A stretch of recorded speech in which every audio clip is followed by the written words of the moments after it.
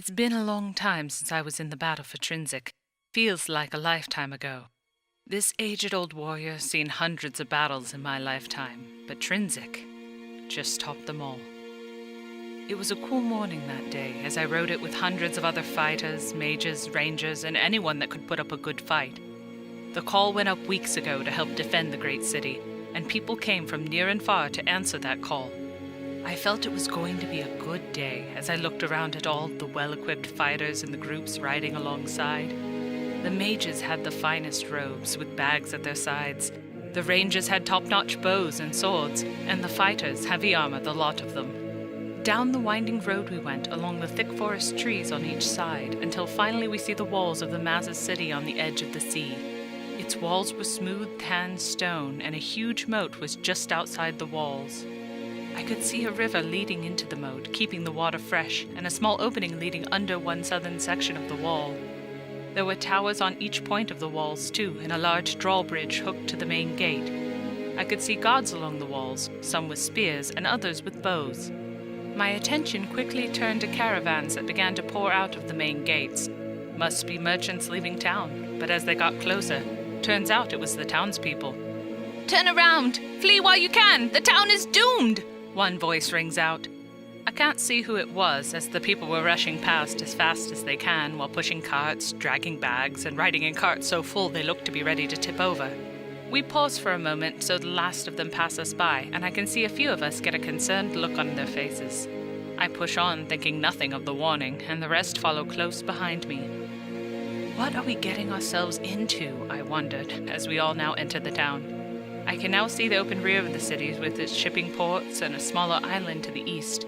The wall only covered the western side as it was touching the sea on both ends. There was a stream that flowed through the middle of town, feeding a few fountains along the way out. We see more people getting ready to leave, but at the same time others ready for battle. "You men, quickly, come to me!" I look up to see a powerful knight waves us over, and we ride over to see what he wants. He wore full-plated armor that shined bright in the morning light, and a red cape on his back. He also carried a shield that displayed the city's banner colors, and he was equipped with a fine sword at his side. "I take it you men are for the city's defense force?" "Aye, we are, Captain," I tell him. "Good. You bowmen and mages get to the walls around the city. The rest of you take up positions around the gates into town. We have 4 that need defending." "What are we fighting today, Captain?" "You will know when it comes. All I know is whatever is coming. It took out 5 other towns along the way here. Go now. We don't have much time." With that order, everyone moves off to take up positions within the city. I return to the main gate with a few others as the last of the caravans begin to leave. The fear in the faces of the townspeople put me on edge.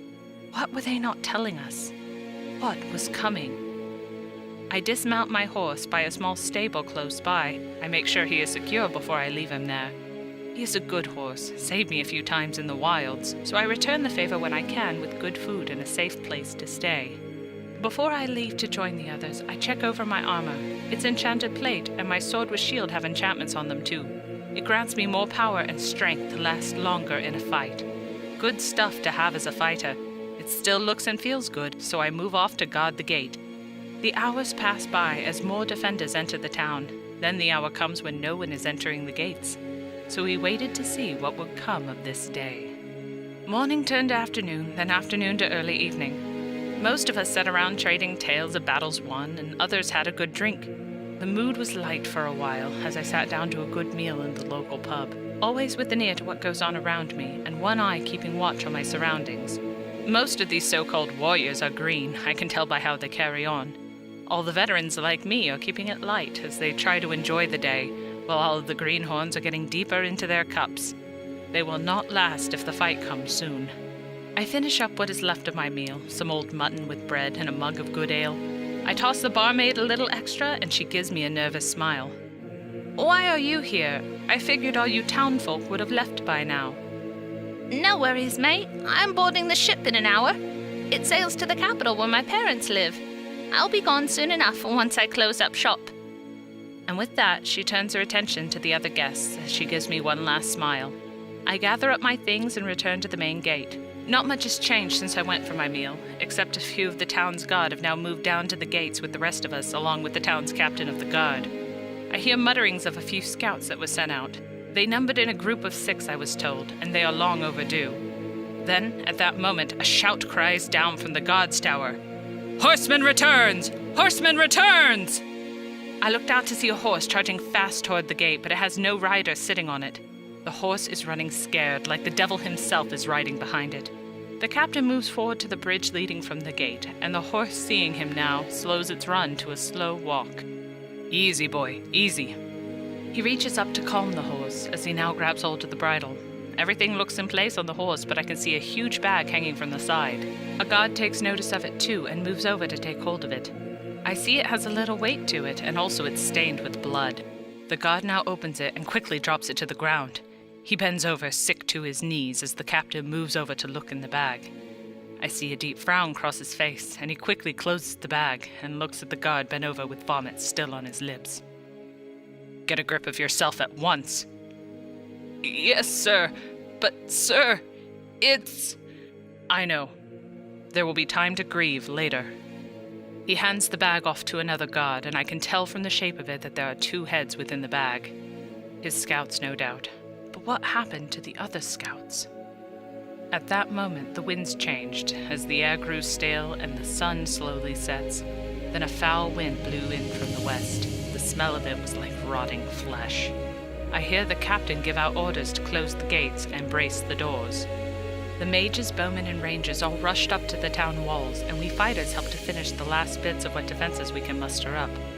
There are so many of us at the gates, I got a bad feeling that washed over me.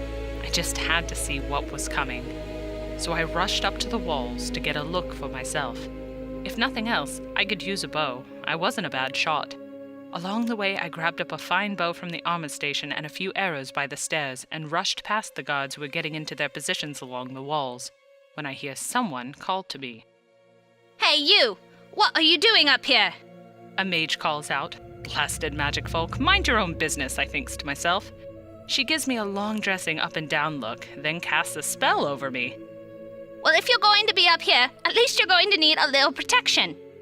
Nice-looking lady, long blonde hair and fine robes covered in red and gold. But that spell, what the hell? What did you do to me? Don't worry about it, fighter. Just ready yourself for what is to come. Before I can ask another question, a red mist drifts in from the west, and from the mist a lone figure emerges. It is a female dressed in black robes, and her skin is pale white. She stands there waiting and watching us. Even from here, I can tell she is smiling at us.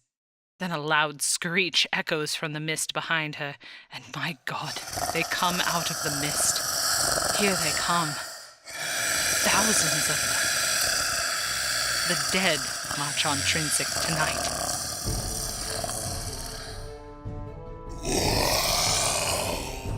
Yells cry out, guards rush into place, and the city defenses spring to life. I stand there in shock at the sight of what was once dead, now marching on the city. What did I get myself into?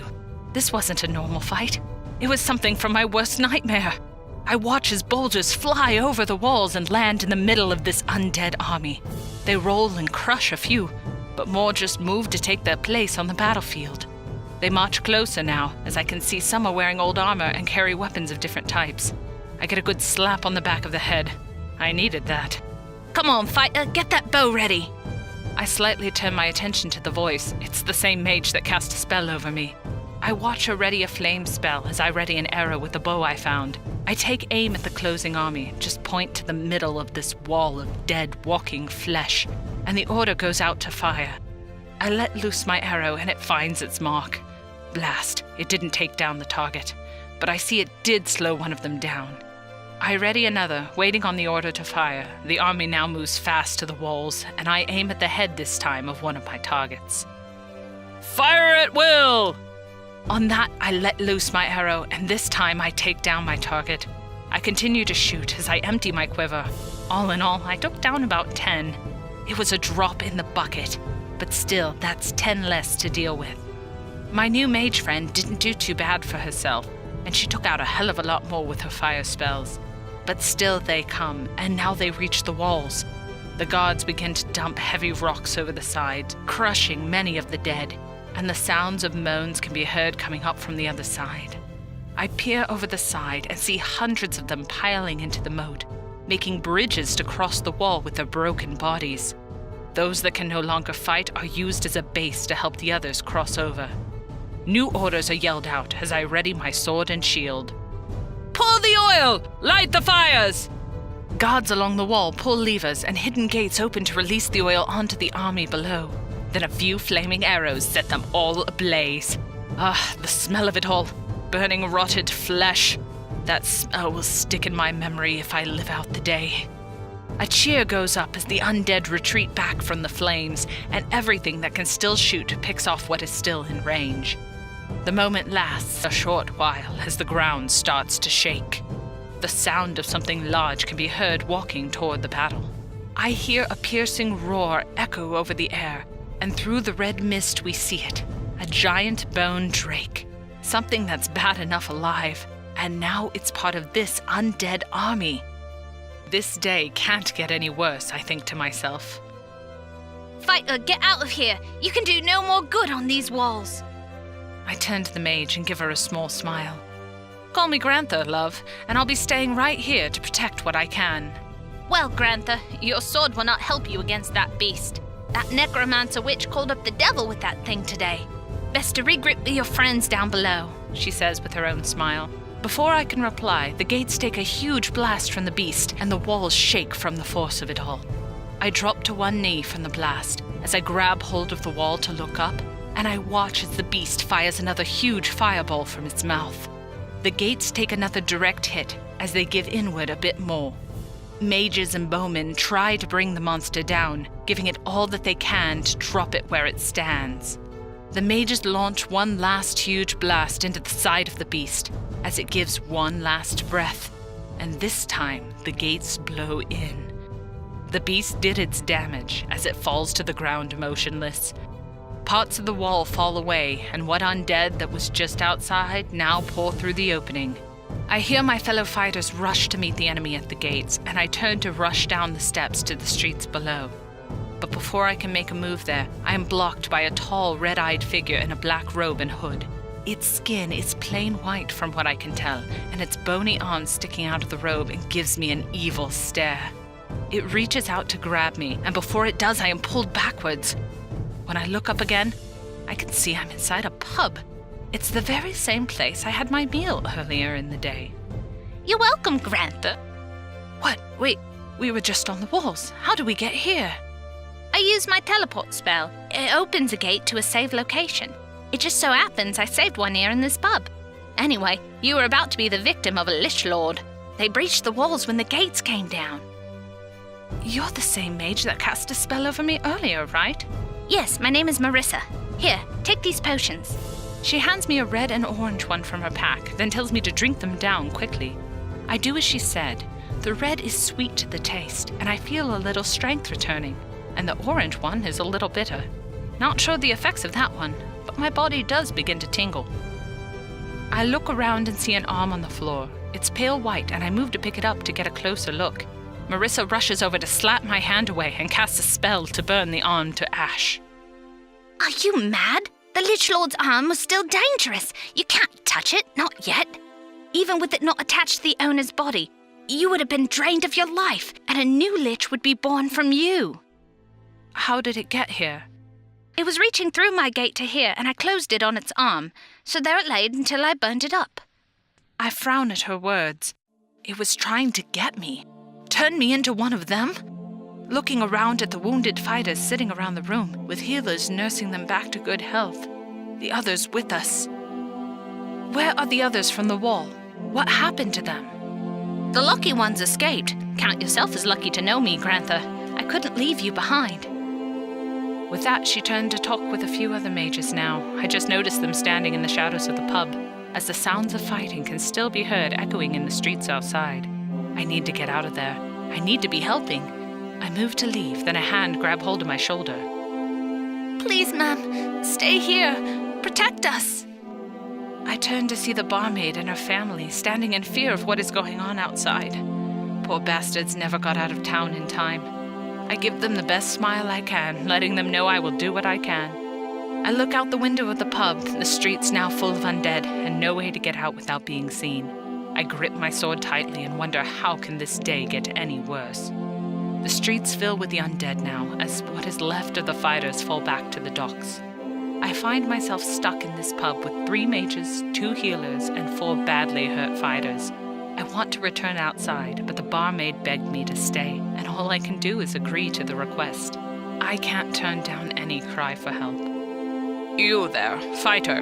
Granthor, is it? Hand me your sword, quickly. I turn to see this older mage with long grey beard and pointed hat. His aged hand is extended from his robe, and he motions for me to turn over my blade to him. I give this bastard a deep frown, showing him he's not getting my sword. But Marissa walks over to me and puts a hand on my arm to calm me a little. It's okay, Granthor. He only wants to add an enchantment. He's the best at his art, and you can trust him, okay? Marissa is a beauty of a lady, even for a mage, with her fine young face and long blonde hair and deep blue eyes. I feel at ease with her. Maybe it's her soft-spoken voice, or maybe she casts a spell over me. Heck, I find myself trusting her more.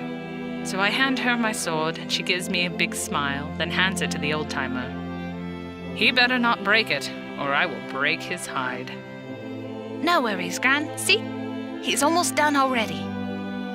With those words, I watch as my sword glows a bright green, then it fades back to its normal silver color.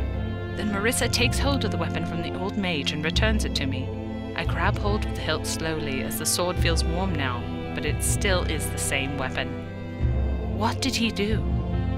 If you must know, young pup, I gave your weapon a little kick. Now you have a better chance against what's out there. But no worries, they can't get in here, says the old mage while pointing out the window. I look out to see bigger things walking in the street as they strike out at anything that's not them. Then 3 heavy fighter armor figures crash down on this band of undead now. They must have jumped down from the roof of this building. They clash with the huge monsters, striking down what's in front of them, smashing in skulls and breaking bones. But 2 of the defenders meet a quick end from an undead ogre that joins the fight, and it takes a wild swing at the 3rd fighter, sending him crashing backwards through the pub's door. I quickly move to see if he is okay, reaching down to check on his condition. He knocks my hand away. Get away from me! I'm fine, just point me at that oversized bastard. I will take his head off! He's a heavy-set short man with red hair and beard to match. He wears a heavy suit of armor that has dents all over it, and he holds a now-bent shield. He looks just like... Wait, it is him. Red, you old wolf! I can't believe it's you! He turns to look me over, then gets to his feet and slaps me on the shoulder. You old goat, Granny! I figured you'd be here. Now how have you been? I will tell you all about it later, my friend, but it looks like your new friend out there has called up some new unwanted guests. We all turn to see 3 lich lords standing in the doorway, but they don't enter. One reaches out with its cold, pale white hand and moves slowly forward, but is knocked back from entering, and it begins to stand there watching everyone in the place. Stand ready, everyone. My spell won't last much longer. Granthor, get ready with your sword, says the old mage from the back of the room. The other fighters stand ready the best they can to protect the others, and Red now stands at my side. It's like old times, 2 old friends ready to battle. Red takes out his double-sided axe and grips it tight. We watch as the other 2 lich lords now push forward with the 3rd one, and whatever was stopping them before looks to be gone now. They slowly walk into the pub, and I ready my shield in my left hand as I rush forward to meet this enemy head-on with my sword drawn, looking for blood. The first lich reaches out to grab me, but I swing and cut his right arm off. It hits the floor and turns to dust. Then I slice him from his right side of his neck to the gut, and watch as he turns to a pile of dust like his arm. Red swings his axe at the second one, only to get knocked back as his axe is deflected away.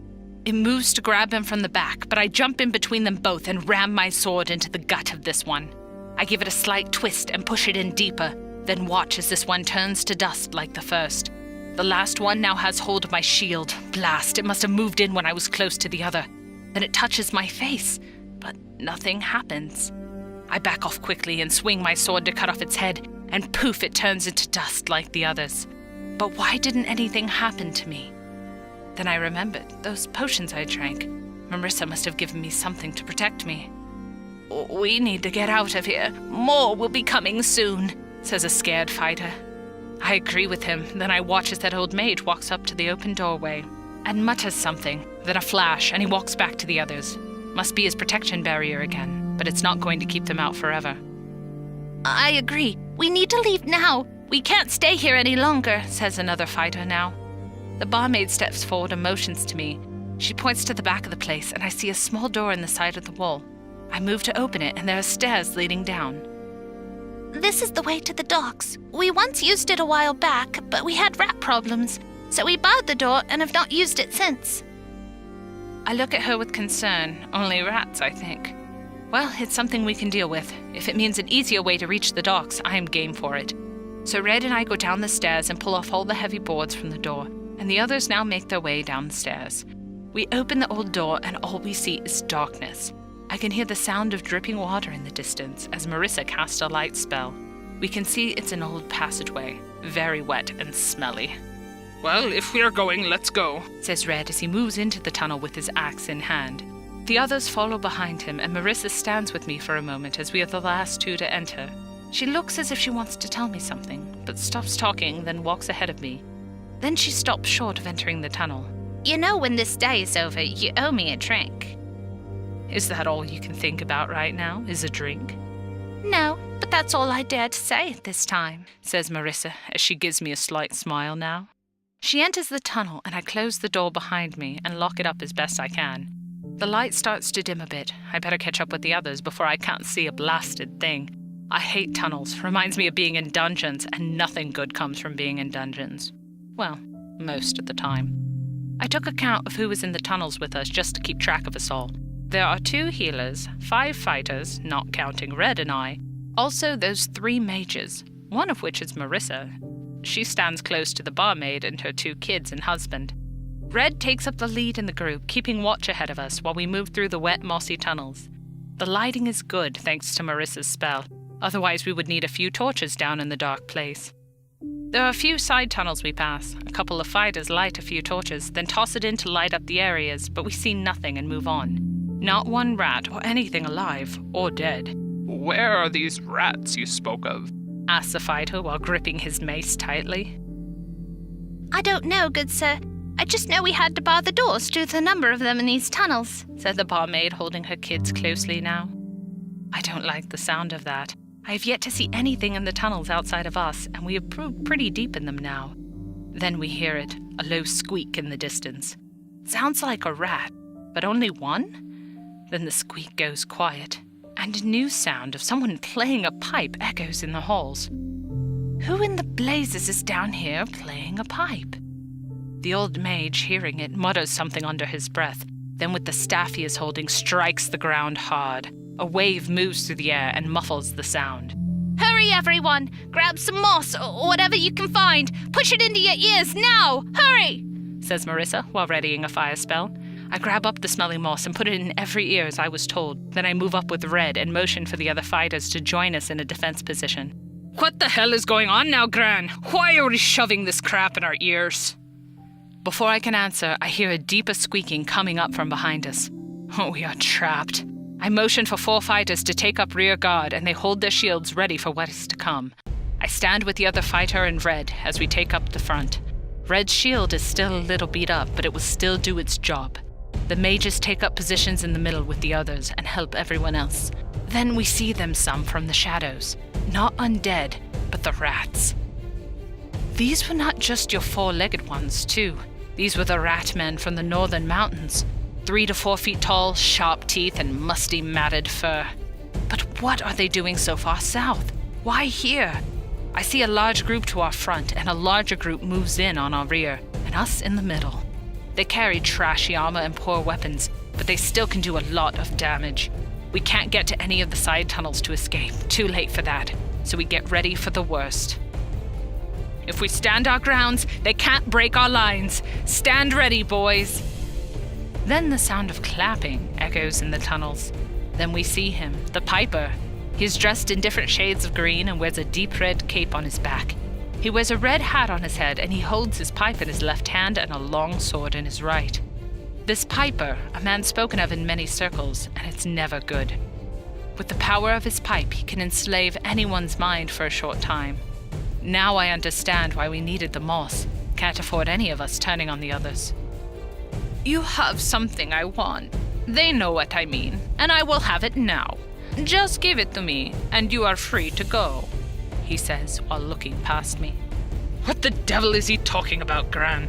Says Red. I have no clue, Red, but looks like we're not getting out of this without a fight. You may just keep them kids safe. I yelled to the rear guard of fighters to get ready, and the Piper just shakes his head and orders his Ratman to attack. I hear the sound of arrows now, even with this moss in my ears, but they fall short thanks to one of the mage's spells. The Ratmen scream at this failed attempt, and they charge at us on both sides now. We clash with them on both ends as their bodies break against our shields. Metal to metal, screams of pain, then death. I take down a good number of them on my side. Red's axe does its damage too, but they still push into us hard. A few fire bolts fly past my right ear. I can feel the heat, but it doesn't burn me. The bolts burn down a good number of them, and now I feel a cold chill from the rear. Must be a cold spell. No time to think, as the Piper now joins the fight. He swings down hard toward me, and I block his attack as I return one of my own. He draws me out from the group. Blast, I let myself get cut off now, and these freaks of nature push me back away from the main group. I cut down more of them as the Piper now sends his blade towards my head, just missing my left ear, and I roll away to swing to back him off me. He motions for the few Ratmen with him to go attack the others and gives me a big grin. You know you can't beat me. I'm the best swordsman in the whole kingdom. We will see about that, bastard. We continue to exchange blows with swords. He dances around to swing down on me, then up and then down again, trying to tire me out, but I have a few surprises of my own. He comes in from the side now, and I twist to dodge his blow. He backs away from me now and motions for something in the shadows. Then I am hit with a firebolt that knocks my shield from my hands. From the shadows steps out a Ratman mage, and it grins at me as it sends another bolt my way, and it knocks me to the ground. I hit hard as my sword now slides across the floor, and the Piper quickly moves in on me to make the kill. You fought a good fight, but now this is your end. Goodbye. He raises his sword to make the killing blow, but he is stuck in the back with my sword. I turn to see Marissa with it in hand, and she strikes the Piper again as he drops his sword. His Ratman mage, seeing his master in trouble, quickly casts a spell that sucks them both away into a portal, and it quickly closes behind them. I look up at Marissa now as she extends her hand to me. I grab on as she helps me to my feet. Did you lose something, Granny? I was doing fine. I had him where I needed him. I didn't need your help. You fighters are all the same. Big heads and no brains. But I still like you, Granny. With that, we return to the others. I see a pile of dead Ratman bodies piled everywhere, the healers attending to the wounded. The kids are shaken, but are doing fine with their mother and father. Red, well, he is what he is, salvaging what he can from the broken bodies. So, what did the Piper want here? He acted like one of us had something of value, I asked Marissa. She takes out a small bag from a hidden place in her robe and opens it to show a golden crystal. It's one of the 6 power crystals needed to open a gate to a hidden treasure. Treasure? What treasure? Red says with an excited look on his face. Marissa explains to all of us about the lost treasure of the 4 crowns as she looks around the area for something. Then she finds it. I didn't notice the bag on the ground. Must have come from the Piper. She opens it and it has a green crystal within it. Now I have 2 of the 6. That Piper fellow didn't even notice he dropped his bag. Oh crap. This day just got a lot worse, I think. We need to get out of this town now, before something else bad happens. I turn to follow the group out, but Marissa pulls me to the side for a moment. Granthor, you don't need to worry. I'll protect you, okay? Just watch my back and I will watch yours. But the Piper, I hear stories about him and what he could do. Took everything I had, and I almost lost. She smiles at me and pushes my sword into my hand. No, Granthor, I had your back. I'll never let anything happen to you, okay? Now, let's get out of here.